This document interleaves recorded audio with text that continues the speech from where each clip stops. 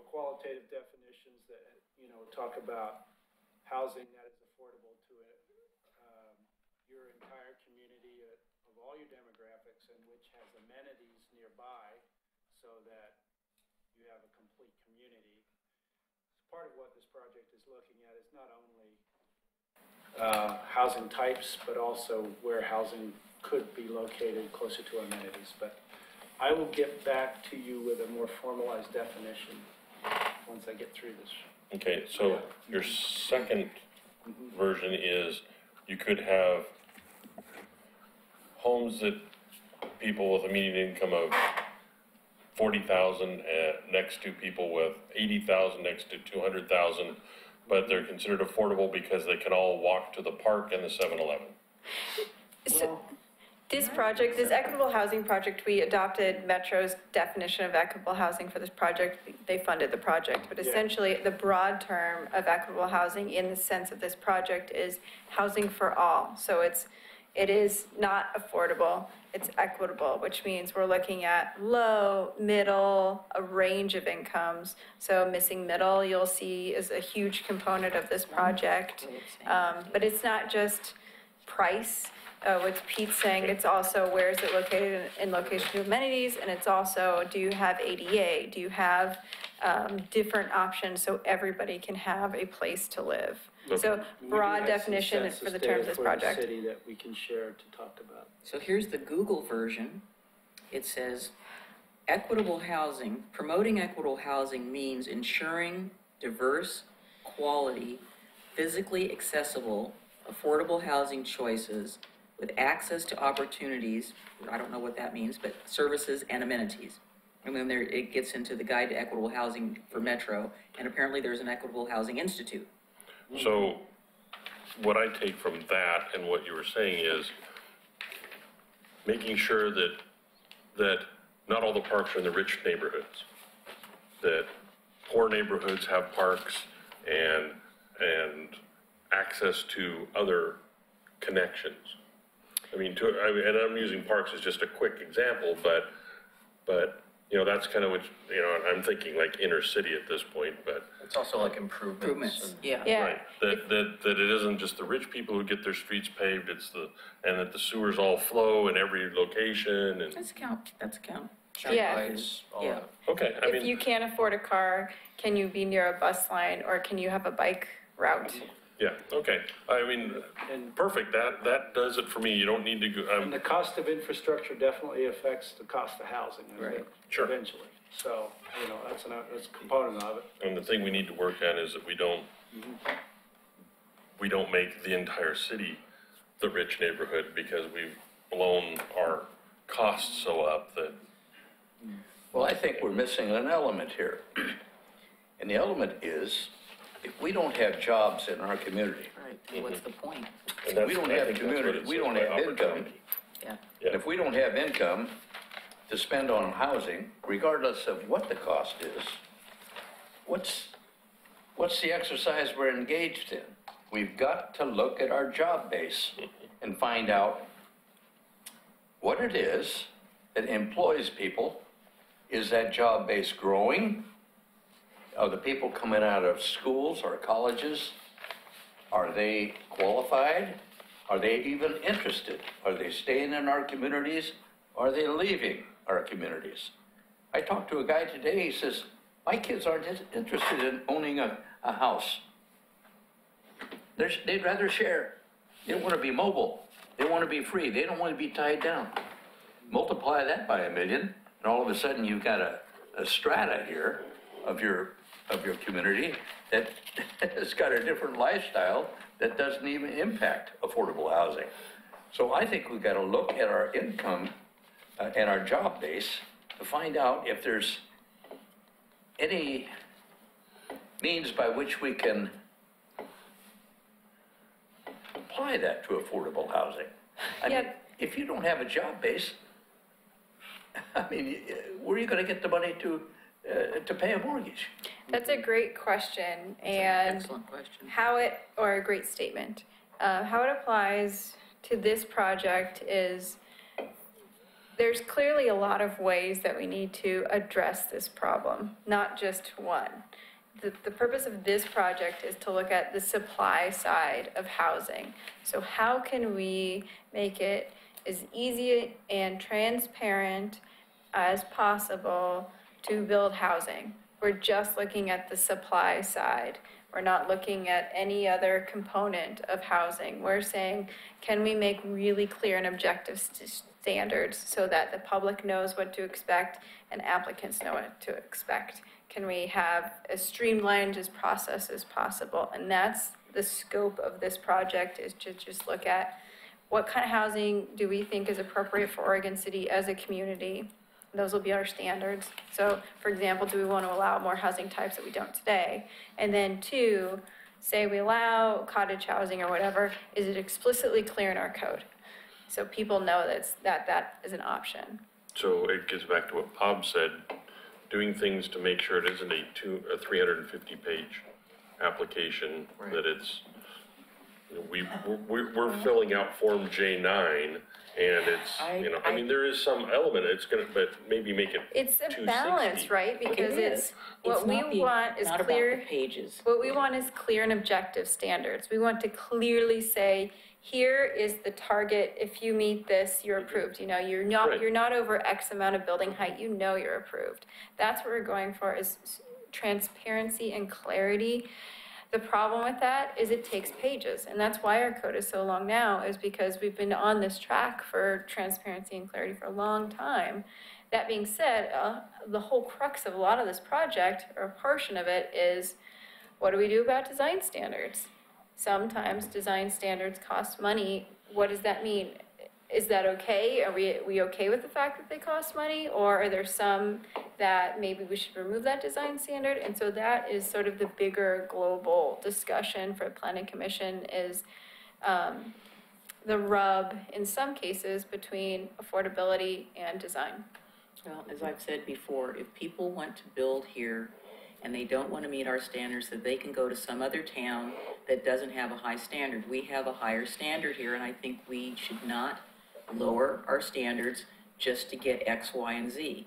Part of what I've been talking to Adam Zagel about is he's on the Equitable Housing Committee, is that unless the government, I'm not saying it's us, unless there's some government entity that's willing to make some incentives to build other types of housing, we're going to get this same old single-family, detached or attached, which is what we see over in the South End area. That's all we're going to get. And what I hear from the realtors is that, well, this is what people want.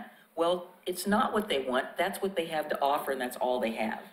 So there's not a lot of choice. Exactly. So And this so- is what we want to have and so- with the whole community. It's not necessarily about streamlining our codes. It's about us finding some way to make incentives so that these other housing types can be built, and being careful about making sure we have the right people that are doing it, because everybody thinks, let's just face it, everybody thinks that they're a home builder. They could just slap up something and boom, that's great. I don't think Oregon City wants to lower its standards. I don't want to look like, forgive me, Tigard or Beaverton or whatever. We have a certain ethos here. It makes us unique in the Portland metropolitan area. We don't have to look like everybody else. And so having design standards, to me, sets us a little bit of a higher bar to meet. And if you meet the bar, come on down. If you don't, go somewhere else. That's true, but that's a large portion of this project, is to have that community discussion and see where we're at as a group. What I would like to see is to invite some people outside of our sphere of influence here. We have some influence? I know we got a sphere, All right.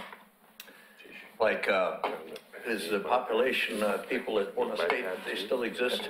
Yes, they do. You know, I didn't even let Pete start. He probably has a slide. He Let's go. probably has a lot. We're having a great discussion here, but we are totally ignoring Pete, and I'm feeling bad about it. That we are ignoring Pete, who These are all spent excellent points. all and this it- time it's, putting this together for us, and I want to make sure that we value Pete's time as much as he is. So these are all excellent questions, and it is a huge problem, and one that, with a little help from this slideshow we can probably start to tackle. All right, what's going on? Gotta have the right mouse. One thing I like about housing, nobody Talk gets amongst emotional. yourselves. I could, but I'm keeping calm. No, Well, I do. Whoa, hey, oh. I'm taking copious That's called notes. the speed reading class, where you read all the slides at once, Okay. and then you get a test. Sorry about that. So equitable housing has been a city commission goal, or at least affordable housing, part of the goals and priorities since 2016. It includes working with regional partners to identify tools and programs that increase affordable housing and housing affordability. And then with respect to this project, reviewing local regulations and processes to remove barriers and provide incentives to additional housing.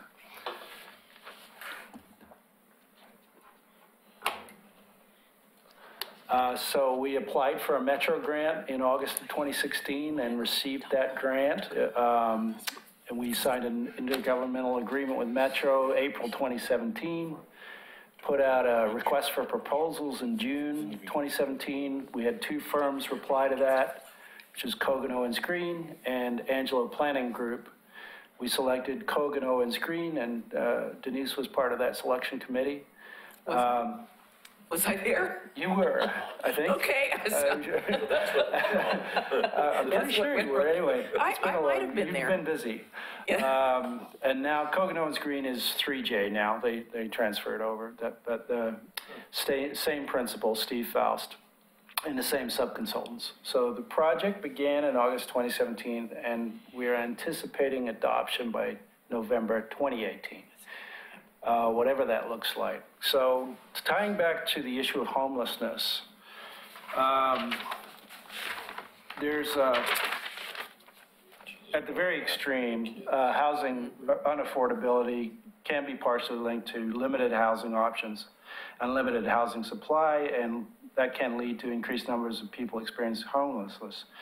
The homeless count in 2017 revealed that there were 322 individuals in the county that were homeless, and over half of those were under 18. Yes. The 93% increase in students experiencing homelessness in the past decade has serious concern, and the City Commission has recognized this and made this a priority issue. So the current situation leaves us with a lack of housing in general, contributing to a lack of equitable housing, lack of housing choice, and indirectly to homelessness. The approach for this project is to target development, supply side of the housing problem, and working to facilitate development of more housing, more diverse housing, and more equitable housing. It is a big, multifaceted problem and requires multifaceted solutions, but this is where we're going to focus our attention. So currently we have a bit of a supply and demand mismatch. We're far from our goal. It's leading to a limited availability and affordability challenges for many houses. So the traditional single-family detached home with a house and a yard and a space for 3.2 children dominates the supply of housing, but comes at a high cost, is increasingly out of reach, leading to homelessness in some cases. And with smaller households, more and more common, our needs don't match the homes available. This is a snapshot of Oregon City's breakdown of housing choices at the moment, looking at census data in Oregon City. 71% of our residential units are single-family detached homes. All other housing types make up 29% of the housing options, and those range from manufactured homes to duplexes, multiplexes, and multifamily. Just to be clear, when you say manufactured homes in this context, you're talking about trailers. Trailers anymore. Yeah, well, we call manufactured homes as a single-family residential home type that's allowed in all single-family zones.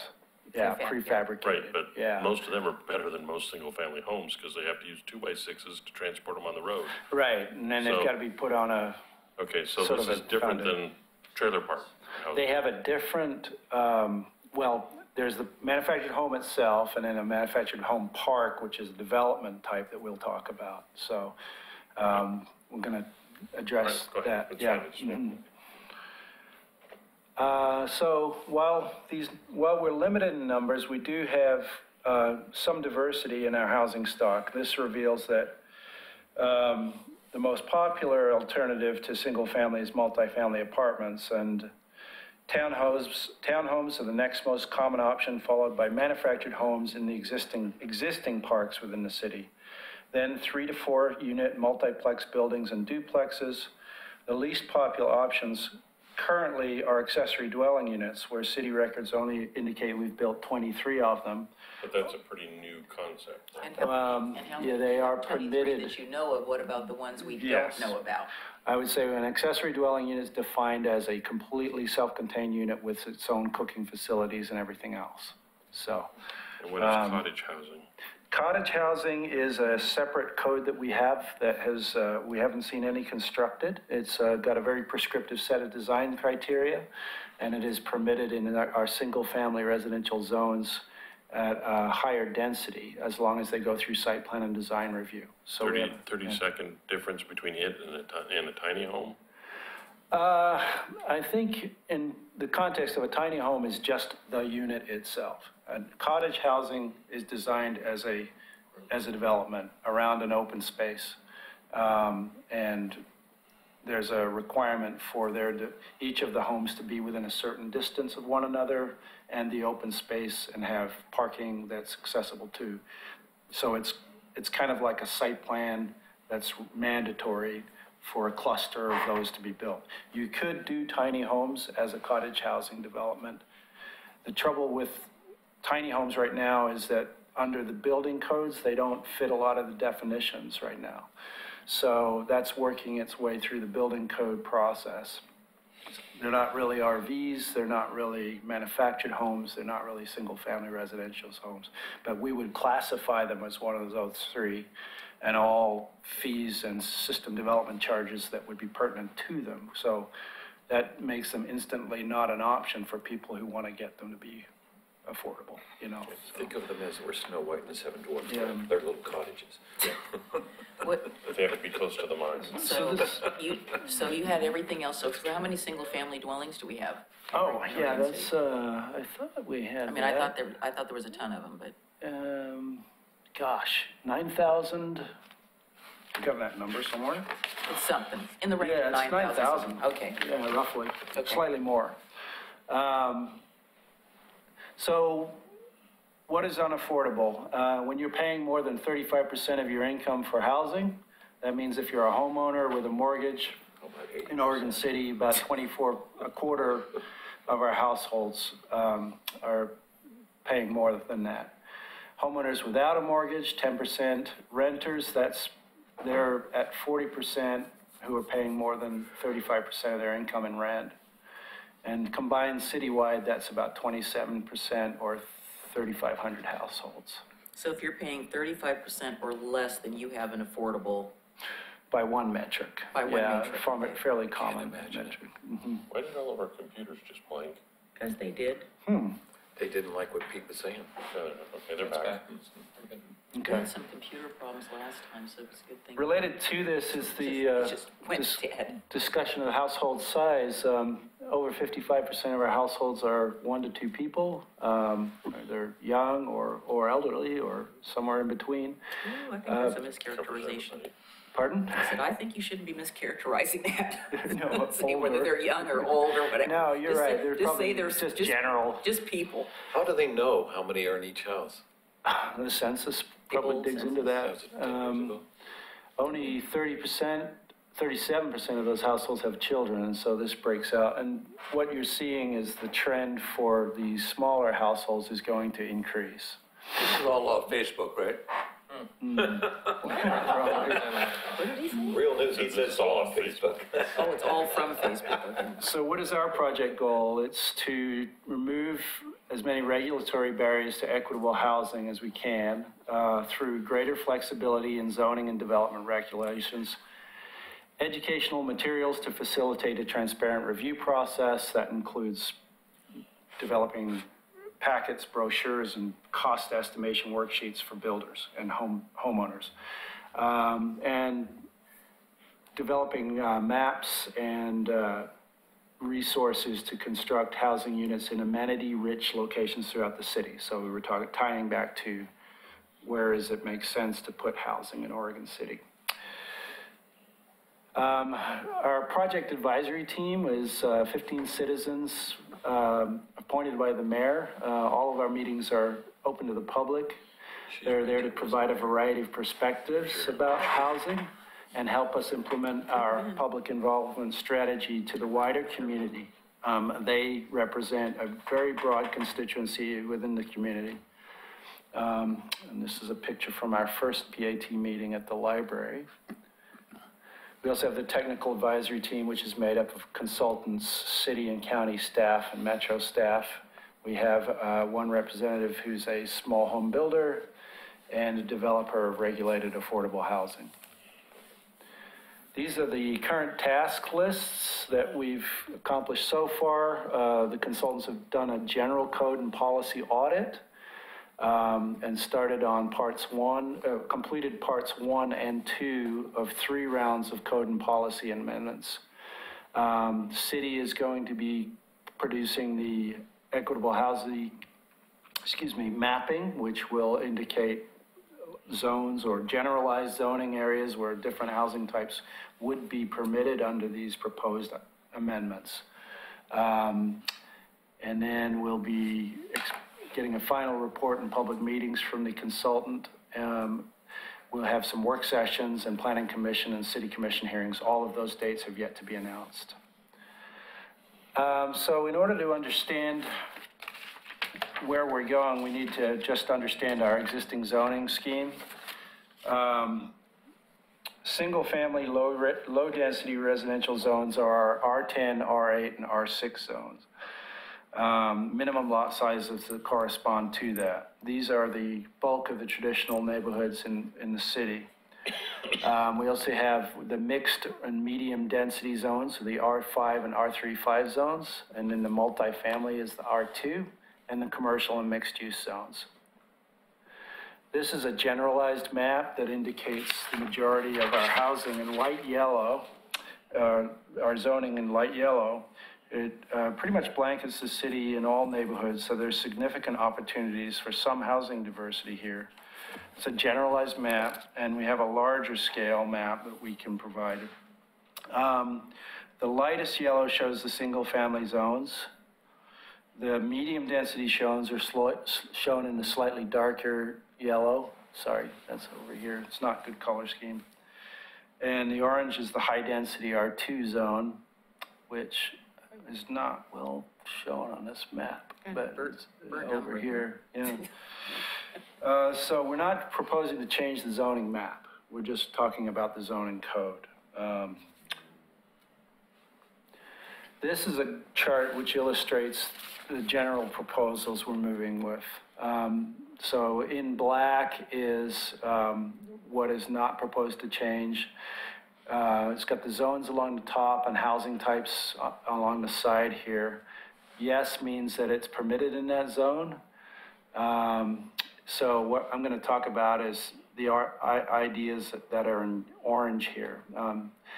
Various housing types discussed here. Single family is permitted in all zones. Accessory dwelling units are currently permitted in all zones since 2004. Cottage housing is currently permitted in R10 through R5, which are considered single family zones. And with this proposal, it would be also included in the R35 zone. Internal conversions I'll talk about, but basically that is converting an existing house with a limitation on the expansion to 1, 2, or 3 units. Most likely, you would only see an internal conversion into 2 units because commercial building code kicks in at 3 units, and so most homeowners aren't going to take advantage of this. But we want to disincentivize somebody tearing down existing housing stock to put up something and then make that a threeplex. And so that's why we're considering putting a cap on the maximum expansion of a existing house that, in that case. So just real quick, Yeah. that internal conversion would be to create, and just quickly, from a single family to like a duplex, where it would be completely separate, not like what we see in the McLaughlin, where it was a stately old house that suddenly became a 12-person boarding house, where there's one common kitchen and one common dining room. Right, no, it would be an existing house structure like you might see in McLaughlin, But but it they retains the convert the character of basement the and original turn it into- single-family If the home. basement is considered to Yeah. be habitable. Yeah. Right. A lot of you- the basements have too low of a Yeah. ceiling to floor ratio, And you it can't would- do it. It would be very similar to an accessory dwelling unit, except it's inside the house, yeah. New concept here is allowing corner duplexes on slightly larger lots in all of the zones. So if you have a corner lot at the intersection of two streets, that with design standards in a lot that's 20% larger than the minimum, you can do a duplex. That's the idea, and it would face and be designed to look like single family on either side of the street. It would have to have a main entrance facing either street and that sort of thing. This proposal with duplexes is to add duplexes as a permitted use in the R5 zone. Now I need to stress that we have R5 code, but we don't have any R5 on our maps yet.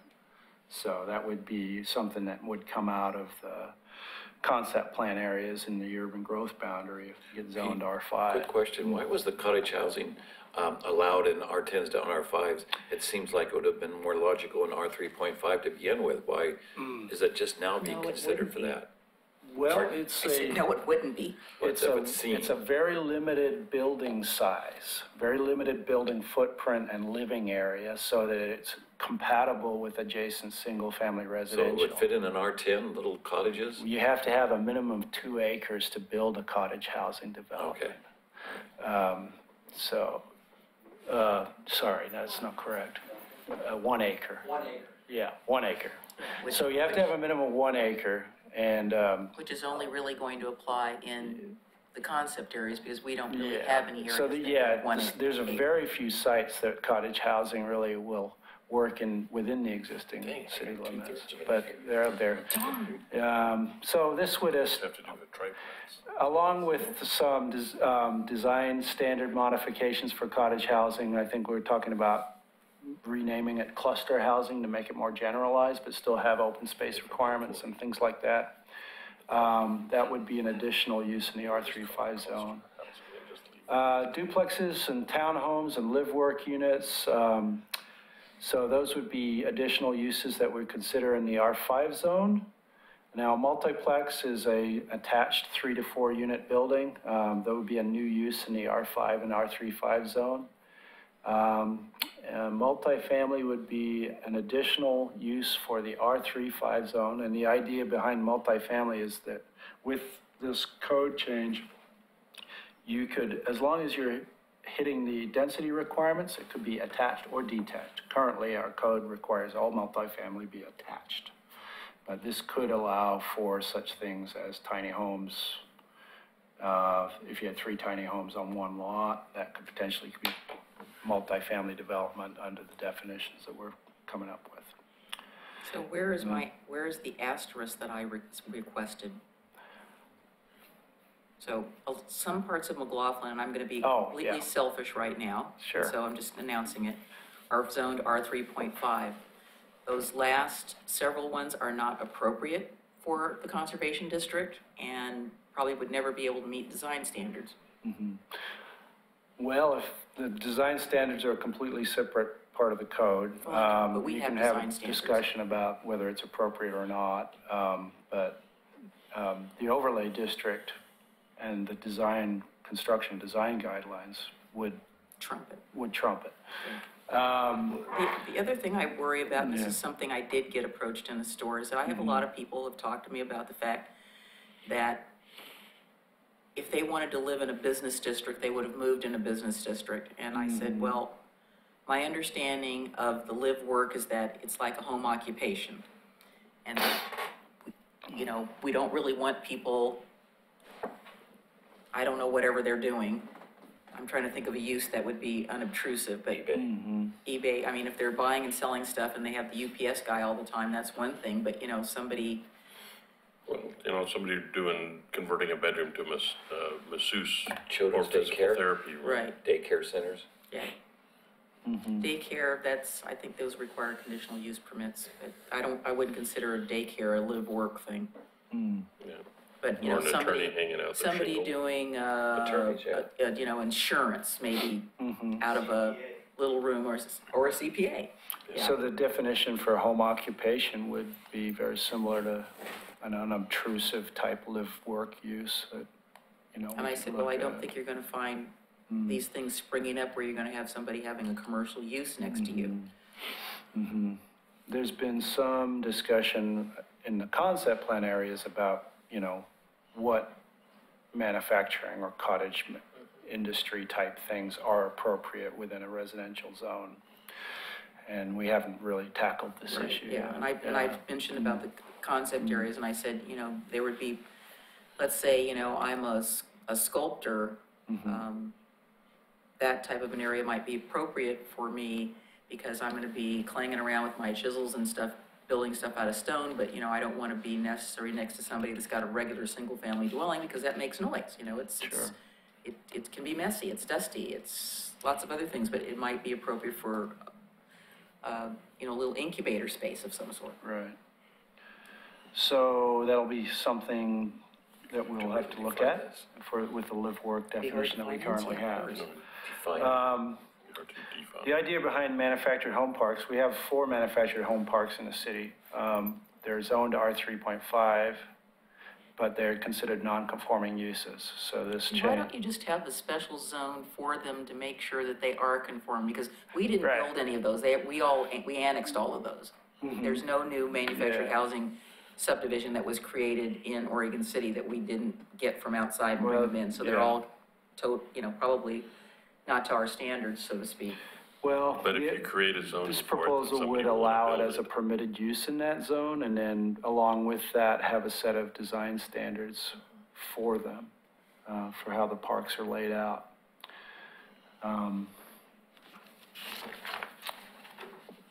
So we did also do a community survey in February, and just a couple of examples, you know, reflective of what we've discussed. One of the questions was, what type of home do you currently live in? And as you can see here, the majority of our housing, our respondents I got it. own a single-family lot, but we do have Did you fill it out? about 8% living in apartments and condos, and to a lesser extent, the other types. We also asked them one of the questions, which of the following housing types would you like to see in your neighborhood or Oregon City? And you can see single family is still very popular. Cottage housing and mother-in-law units were the next most popular. Detached mother-in-law yeah. units. Oh, yeah, only if it's the mother-in-law. Not a father-in-law. No father-in-laws. See, there's no father-in-law units, kind of discriminating against them. And then you can kind of see that, you know, What there's a about your difference mother? between what people would like to see in their neighborhood as concerned to their community. So clearly people feel good about, you know, single-family neighborhoods in Oregon City. So this is where I start to dive into some of the detail for the low and medium residential uses. Some of this we can skip over, but I'll concentrate on these next 3 slides. So for the low and medium density residential uses, the proposal is to consolidate not to get rid of R10, R8, and R6, but to consolidate those, what are currently separate chapters, into one low-density residential chapter. So it's easier to find and read. Then a similar thing with medium density, that would include the R5 and R35 zones, and then high-density R2 zone would stay the same. All of the unit types that are discussed would each have separate residential design standards. So the map wouldn't change, it would just be the chapters in Right. the code. Right, and the uses, the dimensional standards, the and the design standards. How does that, like what you just said, combining them into one chapter, how does that affect affordable housing? Well, as we said, it's a huge issue. I mean, we're really just trying to reduce obstacles in our code and allow people to understand it and find their way through the review process in a more transparent way. It will be including tables that are readily accessible and more easy to read, rather than just lines and lines of text like we have right now.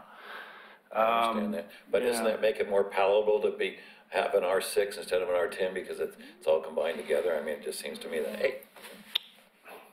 I think by the time we show you what the finished product looks like, I don't know, I'm not going to say it's going to promote affordable housing, but it is one of the tasks that our consultant's been asked to look at.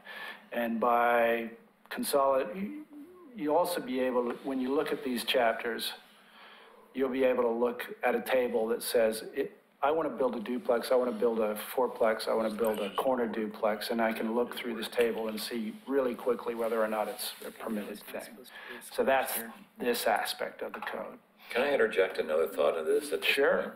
point? I mean, we're all looking at this as the planning commission and what you're trying to do for affordable housing, but I come from the banking industry. No, this is not affordable housing. It's equitable. Equitable, okay, It's a but I different- come from the banking industry, and so I know that since 2008, a lot of this homelessness is not caused by the price of homes, it is, but a lot of people just can't get loans anymore. There's so many restrictions on getting any amount, so who would loan to anybody who is somewhat homeless or doesn't have a job to be able to afford an equitable home? I mean, I keep thinking of this from my banking classes, and the banks just aren't lending like they used to. And so it's just not going to happen for most of these people.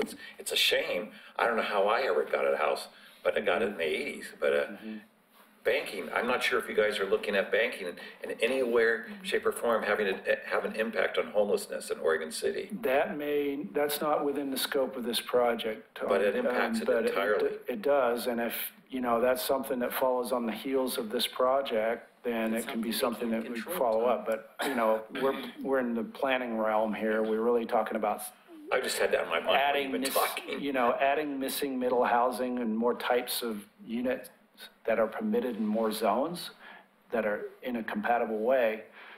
It's pretty limited in scope in terms of, what we can do from a regulatory standpoint. Exactly. I admit that. But at the same time, it's part of the puzzle. I think And Tom probably hit the nail right on the head. That the problem is so, so broad in scope Yeah. that just what we do here is really not going to Yes. pretty much change anything. It's got to come from the money people. But I think if the money part is figured out, and the banking part gets figured out, at least you can look at your code and say, we did everything we could Well, to that's true. incentivize things. Done this part. I just think the cost of building is getting bigger and more increases more, and the more increases, we can't keep Yeah. equitable housing, and then the banks keep pushing, so. Well, then I'll add, the other thing that we would want to consider is transportation, because as much as housing is cost number one, transportation is cost number two. Yes, right. Yeah, and Yeah. I know we've Agreed. talked in the past about transit corridors and, with our topography, people are not gonna walk a quarter of a mile to get to a bus stop. Especially up They're that gonna hill. get in their car, if they have one, they're gonna drive, No. because it's, Transit access is. I mean, this It's is a nice terrible. dream world, don't get me wrong, but it's no, a dream world. it's just not that great. So Pete, I'm have going you to stop there thought about the fact that this is, as far as this presentation goes. this is fabulous, the presentation is Yes. stellar. I'm just concerned that this is a one-size-fits-all, and I don't see Oregon City as a one-size-fits-all community. I think that's a very important question to ask the rest of the community as well. And how do we ask that The question? question I would pose is, if the commission is the commission comfortable with the current set of residential design standards that are applicable to specific historic neighborhoods? I mean, that's what we have in place right now, and are those sufficient to protect the character of the McLaughlin and Kaneeman districts? Elsewhere, if we don't let the market do its job, you know, and we start applying design standards for different parts of the city, I don't know that that contributes to affordable housing at all, or equitable housing, because you're going to increase the level of review that's necessary in order to get housing built.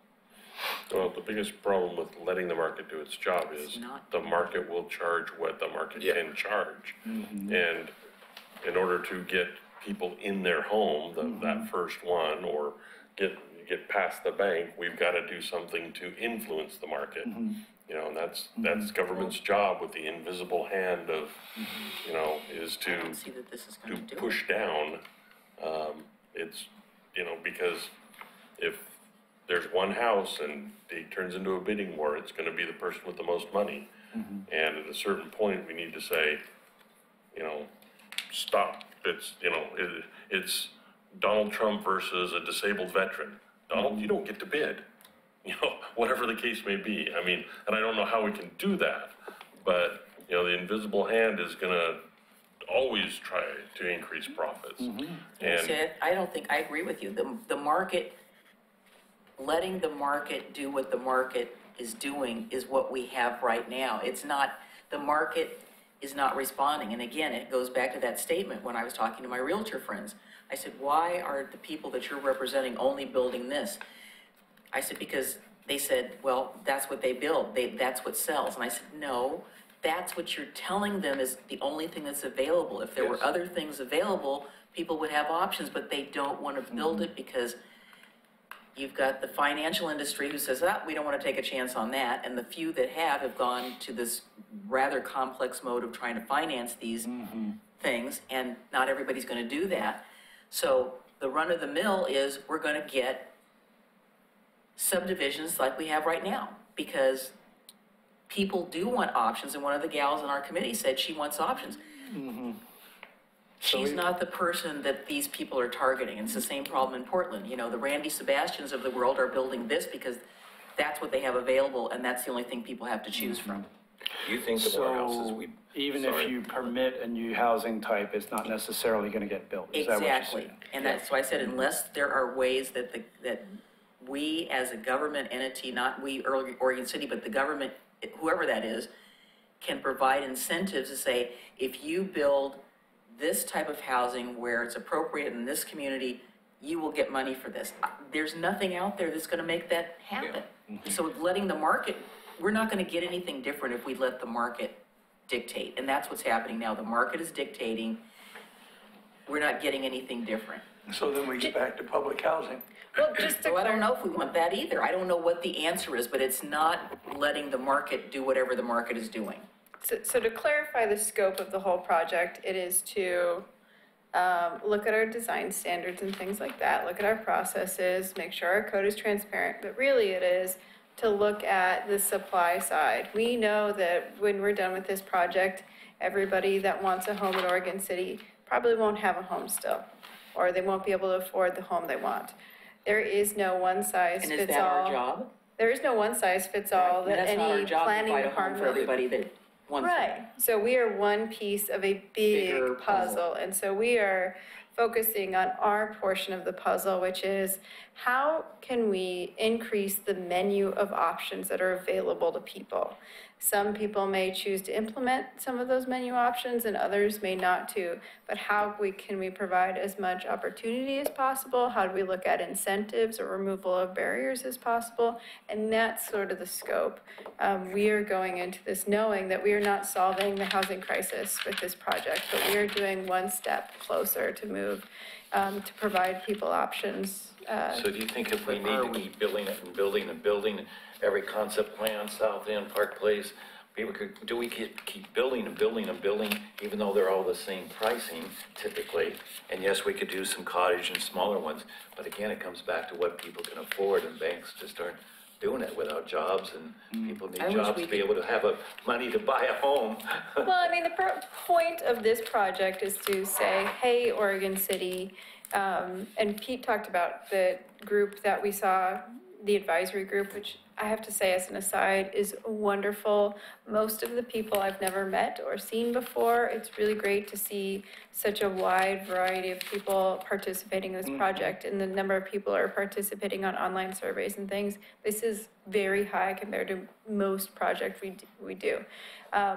So the point is to say, hey, Oregon City, what menu options are palatable? What do you want to see in your neighborhood, in your community? What do you think makes a great package? And then we go through each of these line by line, then we put them together in a package, and then Pete will go back to the advisory groups. I think they have 2 more meetings, and he'll say, all right, here's what we said. Do we still like it when we put it all together as a puzzle? Are there things that fall out? You know, when we look at it in a holistic way, does it still make sense? But it really is, do you want internal conversions in the city? Yes or no? So it's more of a supply side from our perspective, because that's what we can do. I think until we run into the next, I hate to even think of it, recession, prices aren't going to come down anytime soon. They just keep going and going. Well, that doesn't mean you don't try. We try as much as we can, and maybe we can help a little If it bit. hadn't been for my parents passing, I probably wouldn't have ever been able to afford a home. I Yeah, I think that know. is the way it is for all of this generation. It's high. It is high. So how can we have strategies to help people do more cottage, so maybe you can, or something like that, Do you have or any bankers on that committee, by the way, Nope, to give advice? That would help. nope, we do, No. no. Some local bankers, you know. Not even. so we're not looking at the banking though, we're really looking at what do we want to see in our Realtors. community. But just anyone named Fannie or Freddie, just. Yeah, right. Well, it's just I a should thought. mention that Elizabeth Decker, who's a consultant,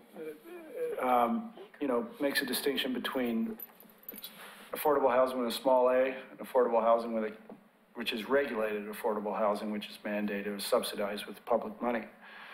So we are looking at apartment, R2 high-density zones, and apartments are permitted in all our commercial and mixed-use zones as well. And there is a proposal that, you could get a density bonus if you have affordable units in a multifamily complex. Yeah, I think we said our preference was that we wanted to see some commercial, Right, not just the commercial land being totally sucked up for right, with apartments. some limitations there. I don't think that there's any reason to fear that that would be the case, because it hasn't, apparently that hasn't been, you haven't seen vast swaths of commercial land used up for apartment uses. But see, once they use it up in Portland, they're gonna be looking, and they're getting it. And one more thing. Yeah, it's a legitimate concern, and I think we need to talk to that, Regarding the banker, I'm sorry, I forgot to say earlier, there are sub-consultants on this project as well, which do include an economist. So we are going through Yeah. to make sure that do these code amendments make sense? In particular, for example, they went through our ADU code, and, we have these certain barriers we didn't realize were barriers or things like that, and it's very helpful. We thought we could solve one small problem with one small answer, and they decided, no, that doesn't work. This is what works. So it's been very helpful, and there's a lot of people on this I'm project. amazed how many people on Oregon City's Facebook area keep looking for apartments, and they're running around 1,400 for a 2-bedroom or something like that, and everybody's looking for an apartment, but they can't even afford an apartment right now. But I feel sorry for everybody. It's funny, those yearly stats we give you, it tracks how many multifamily applications have been submitted, and in the last 15 years, there really hasn't been a lot. There's been Sequoia, and maybe some that are being built now in the Cove, and some on Beaver Creek Road, Well, as until far we as the had those bigger apartments projects. by Berry Hill, we hadn't gotten any for a while. Right. There's like nothing. I know, So but this is the first year that we're actually seeing some multifamily after a long time. So I'm not surprised that the rents are extra high, because the supply is just sort of constrained. I'm amazed that I'm paying twice as much for my storage unit over here as I did for my first apartment. Twice as much. It's The just other- the storage. The other product that Echo Northwest is putting together is a cost estimation spreadsheet that we can use and give to people so that they fully anticipate all the various costs that they would be needing to put into a pro forma, or SDCs and filing fees. system development charges, review fees, consultant costs, where they would say, well, I know I've got to hire a consultant or an engineer or architect, and I put in my number there. So at least they'll be able to get a clearer picture of the fee and cost side of the equation. Not necessarily the revenue side, because we're not gonna know that, but, you know. When that's part system of it. development charges are charged to an apartment, are they per unit or are they per, just a flat for They're an apartment? currently divided into residential unit types, so accessory dwelling units and apartment units is the same fee. One flat fee for the whole apartment? Yeah, and manufactured housing, similar. Is it commensurate with the size of it as opposed to a single family dwelling? Well, they're about half of what a single-family SDC is. And it's about 25,000 for a single family currently, and about 15,000 for multifamily and They're accessory dwelling. based on the number of units, not the size of the bedrooms or size of unit. Paul, did you have a brief comment? Yes, I do. I sent, Wait, excuse me. yep, You know the we don't want to rules. get in trouble with the man behind the Yeah, glass. Paul Edgar. I sent Pete this morning an email just to try to spell out a community, creating an affordable housing community where we use tiny houses and create a planned deal. And it could be R2 tiny houses. And if you conjoin a couple tiny houses, when I'm talking to Clackamas County Building, they said that there were special, you make them a duplex, and then there's special reductions in costs, everything across the board. But I just took and put a link to them together. But the whole idea was to create a planned community. And one of the things, my brother-in-law, PhD in political science and planning, he said that there is virtually a constitutional right, that he felt could be debated right to the Supreme Court, that of providing a layer of housing affordability. And right now what we're doing is we're missing a whole big segment of the population. And so the need for the community to come together and try to come up with some plans, maybe we need to aggressively go at it. Now, I proposed to Pete, and I've talked to Laura about it, also is taking up some land, maybe that's industrial. This is what the county did, over at 115th in the Clackamas industrial area, that's zoned industrial. And we take up something right next to Clackamas Community College. And why there? Is one, I have a bus line there, and I want to get to the transit component, plus I want to be able to get the educational component. If I'm trying to layer people up from being on subsistence or something where I want them to move on. I want to have them have an opportunity. So now I've got the high school there, I've got something there.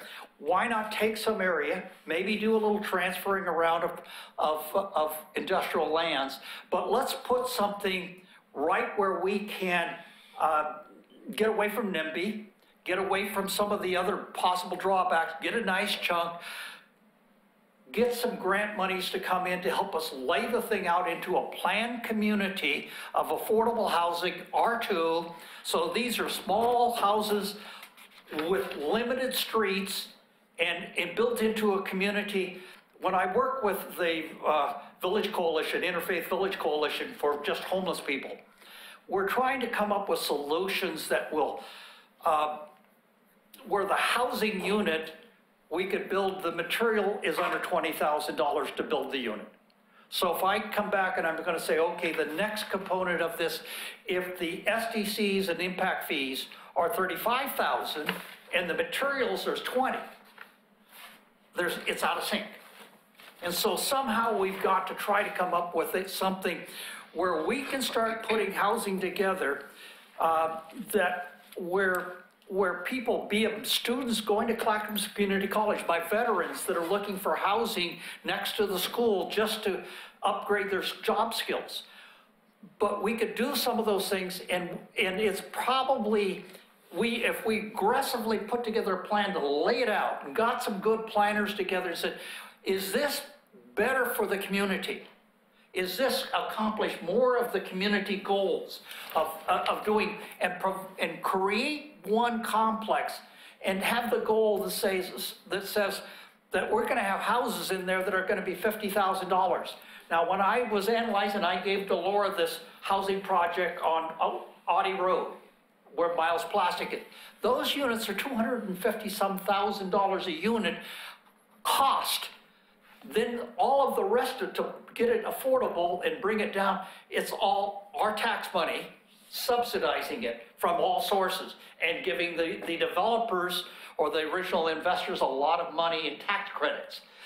And so somewhere along the line, we got to get away from funny money. We got to come back with a plan that says, okay, we can create something that's going to incorporate. I could come back there and take that 135 people or 235 people and have them all in houses and eliminate all of that with one complex. And if that was our most dynamic situation that we're trying to solve, we could do that.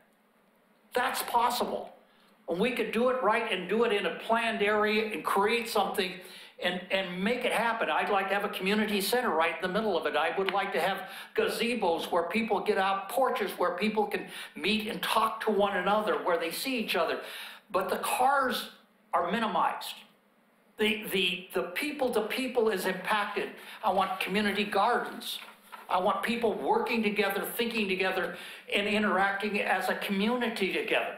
So you'd look at it as creating a new affordable community, high density, but not vertical, where we have places where kids can play and garden and think, and you can have a dog. And, but this is an opportunity. I would love to be able to spend more aggressive. To me, I'm in this downward slide a little bit. So what I'd like to do is try to make some important impacts. And I think affordable housing, coming up with some solutions that where at least Oregon City says, okay, we're going to move past what the rest of the people are doing where they're not doing anything. Okay. Let's try to figure something out and make it happen. Thank you. Yeah. And the way I kind of look at what's happening is we may not have the bankers willing to spend the money, we may not have the developers willing to build the stuff, but if we've got the system in place that when somebody does decide they're going to do something innovative, then they aren't coming in with 37 pages of non-conforming use exceptions and variations, that there's something there. It's like, you know, Paul and I had a disagreement about the Rossman landfill, and he didn't want a shopping mall there because there were going to be empty stores. And my position is I'd rather have empty stores because when the economy approves, they've got a place to go, not wait 3.5 years for something to be built. And so it's the same thing with this. If there's a set of rules on, you know, I have a factory that builds ADUs and I can truck them in and drop them on your driveway, in 3 days, then they know what they have to meet to be able to drive in and drop them in your driveway. If you're going to be a tiny house person and you want to build a tiny house cluster, then you know what rules you need to fit in. Like Denise said, here's the rules. If you can fit, come join us. Don't come in and ask for 47 variations or variances because you think you got something new and we're the place you want to try it. So it's not the end, but it's definitely even better than a start. We've taken the first 3 steps out of the block, but it's a marathon. Yeah. So you think this is a good place to break? Yeah, I think so. The next time I would like to talk to you about the high density stuff. And I will skip ahead to what's next. Sorry. Which mouse am I on? So here we are as far as our next steps. The consultants is in the process of developing these builder handouts by unit types. We're doing our opportunity mapping. Our next project advisory team meeting's May 1st at Pioneer Center, 6 p.m. And we have a public open house at the public library scheduled for May 15th. Then we'll have another work session with you. We'll figure out when that should be. Pete, there is the Clackamas County Diversity, Equity, and Inclusion Council, and it's chaired by a charming Oregon City principal. Yeah. I can recommend just sharing the public open house with them. I'm sure they probably be might want to great. weigh in. Yeah, who is that? My wife, Candace. Oh, she's related. Good deal. Yeah. Yeah, I'll Talk get to you. her. Okay, good. Thank you. Okay, so we're not having a project advisory team meeting on the 15th. It's actually an open house. I think I have it in my schedule as a meeting. It is a meeting. It's an open house. Right. We're going to have another project advisory team meeting, I believe, after that. Right. We haven't figured the date on that, so. Yeah, okay, I got it. You scrolled through a lot of Yeah, what that- if pictures. we're I just gonna wanted to get see that. what your version of cottage was, Oh, sure. because I'm still having a little. We're not going to go there right now. This Oh, is a it's- very okay. nice picture. Oh, okay, I see what you're talking Those are about. not, But it's So basically small houses. you have a where communal where space or a walking path. communal house where people can cook, and then you have a central open space area, or not necessarily central, but in generally, yeah. And then 50% of the houses have to front on that open space currently, that's our standard, Okay, and that's shared fine. parking. I just Yeah. wanted, you had all those pictures, like, hey, wait a minute. this, So, this code okay, housing Include to me. stained glass Yeah. up there. No, I'm just So I'll be happy to share my PowerPoint with you, he's talking about this. and That's not we'll stained glass. go into it in more detail the next That's the time. that's the communal part. Good stuff. All right, Thank you. thank you. Okay. You gonna whack us out of the work session? Yeah, I don't think we have anything else to deal with tonight, and our next meeting is, May 11th, the big one. she's looking up, she doesn't, you don't have it memorized? I thought it would be like May 11th. printed on your head. May 14th, 14th. 7 p.m., not a.m., 7 Oh, God, better p.m. not be here 7 a.m. at Whatever City you Hall. need to be to get through. Well, I have on here, Yes. joint work session with natural resources at 5:30. You don't want to miss the May 14th meeting. Oh, What's that? yes. Dr. Scott Burns. Oh, Dr. Scott. I think we're still tweaking the time. He'll have to confirm his time. And then before that, we'll have an open house at our community development department, probably from like 4 to 6 or something like that. So you can, Scott Burns is going to be here during How's that gonna happen if He'll we're be here meeting at afterwards. 5:30? well, I mean, you can come earlier and then come here. But we'll be having an open house that day as well. So busy evening. Well, just happened. Denise, I should close the meeting, or we're going to have a quick. Okay, being no further business, we'll gavel us home. Denise,